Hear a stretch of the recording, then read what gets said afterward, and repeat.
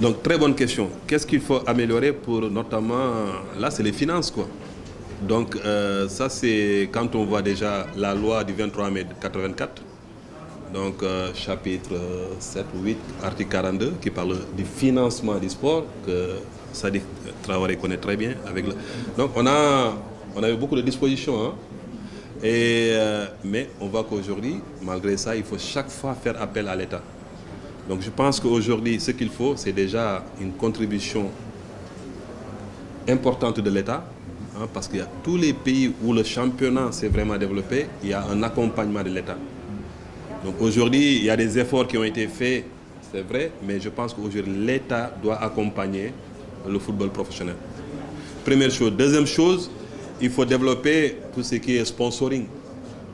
Donc c'est-à-dire, je ne parle pas du marketing, donc je ne parle pas des équipementiers, mais du sponsoring à ce que les industriels locaux, les grands patrons locaux, ici au Sénégal, participent à ce football, investissent dans ce football.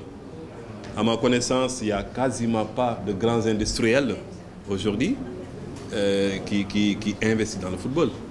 Donc, et pour ça aussi, comme j'ai dit, il faut aussi les rassurer. Les rassurer sur les risques, sur la réglementation. Parce que la première chose, on regarde les risques. Deuxième chose, on regarde les gains. On ne prend pas beaucoup de risques, mais en même temps aussi, on regarde les gains. Qu'est-ce qu'on gagne? Les investisseurs. Ils regardent aussi la réglementation. Si dans la réglementation, ils ne sont pas protégés, j'ai investi, mais je ne suis pas protégé, ils ne viendront pas.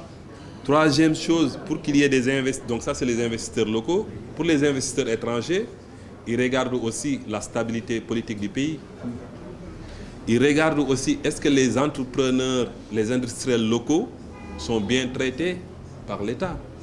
Si les industriels locaux, entrepreneurs locaux ne sont pas bien traités, les investisseurs étrangers ne viendront pas. Donc il y a vraiment pas mal de conditions, hein, préalables pour vraiment que le financement puisse vraiment aller de l'avant. Voilà. Ok. Mais j'ai pas mis beaucoup de temps. Je l'ai écrit pendant le Ramadan, hein, parce que moi j'écris souvent le mois de Ramadan, je fais rien, je travaille pas. Donc ça m'a pris maximum un mois l'écriture, mais pour la documentation, ça m'a pris peut-être 1 an et demi, 2 ans. Parce qu'il fallait chercher voilà, les interviews, la doctrine, la jurisprudence, parce qu'il y en a beaucoup, et puis après chercher ce qui se passe dans les autres pays.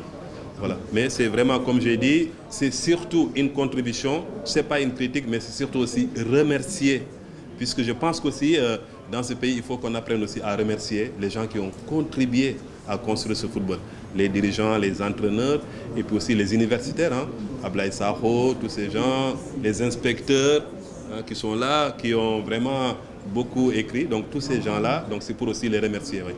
Mais comme stratégie, il n'y a pas déjà, c'est déjà pas mal qu'on puisse s'adresser à la presse, hein, puisque je pense que ça aussi c'est un travail de la presse, de pouvoir aussi faire un compte rendu fidèle hein, du livre. Sortir des articles sur les différentes propositions qui sont faites dans ce livre.